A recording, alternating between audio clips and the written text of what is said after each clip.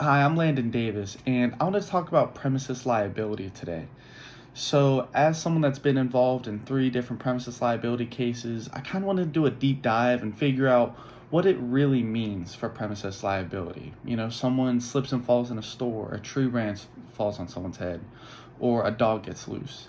These are all scenarios where premises liability is involved, and here are some clips that I wanted to look at to get a deep dive on whose fault they can really be and how premises liability relates to them.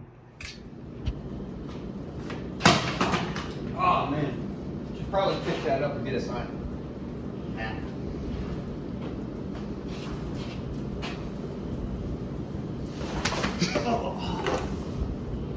So this makes up a majority of premises liability cases. When someone falls at a grocery store, at a gym, at a college campus, things like this is where a lot of premises liability lawyers make their money. So it is the responsibility of the owners of the property to ensure they have staff, they have facilities, they have things in place to make sure that when water is spilled or things like that happen, that they can get a sign there, they can stop anyone from slipping on it or seeing it. This would be the fault of the owners in the property, because they had an employee blatantly was negligent, disregarded the water, thought, it would be fine, no one's going to slip on it. You don't think it'll happen until it does, and someone slipped on it, meaning that they have a case. They could sue Wingate University if they had any problems, back pain, hip pain, because that fall looked like it hurt. All right, man. Yeah, let's head back inside then. Yeah, I've been wanting to play this 2K. Hey, bro, your dog look a little weird, bro. You sure he's a... Hey, bro, I'm not... He good, bro. He good. Trust. You sure he's tied up? Yeah, he's good. He's good. Hey, bro, you good? What a vicious dog. So in cases like this, it's a lot of people wouldn't think that it's a premises liability case straight off rip, but it is the responsibility of whoever owns the animal. So in a case like that, it would not be Wingate University's problem. However, if you went to a school like LSU, where they have a living tiger on campus, it is their responsibility to keep that tiger contained, make sure that no harm befalls any students as a result of that tiger. And if anything does, then you have a solid case for premises liability. But in a case like that just happened, if the person who owned the dog owned that apartment, owned that room, then you would have a case for it. But in other words, Wingate University would be off the hook. I don't know, I just never be, locking the door. I live alone, so there's no really point to it.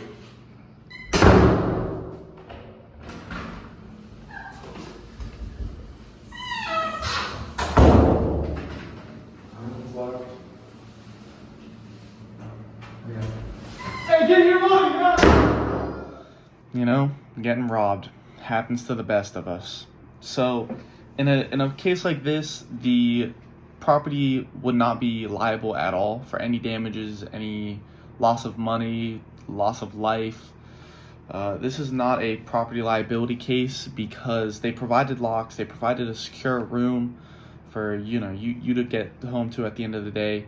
They intentionally chose not to lock the door for whatever reason, and they paid the price for it. Now, if the locks were faulty or they had complained that the doors weren't working right, then you have a case for premises liability. But in a situation like this where the person living there was just negligent of the fact that they could get robbed. Oh man, what a nice night for a walk.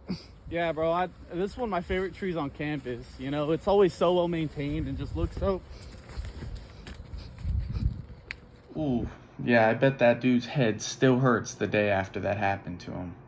So in a case like that, it is the university's property and the university's tree. It is their job to make sure that it's well maintained, no branches are rotting or loose or in danger of falling off and harming a student. So this actually is a case of premises liability. Now, the school may choose to seek action against the lawn maintenance service that is in charge of maintaining the trees and things like that, but because Wingate owns the tree and it happened on Wingate's campus, Wingate University could be sued for any damages due to that tree falling on someone's head.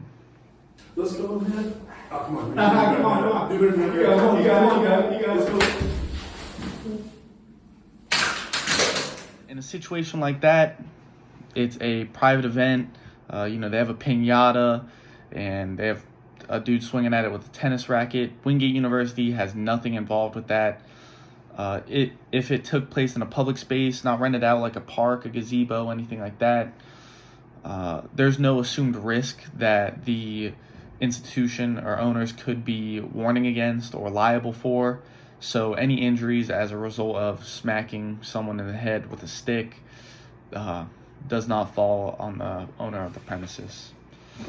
And that's the basics of premises liability, some do's, some don'ts.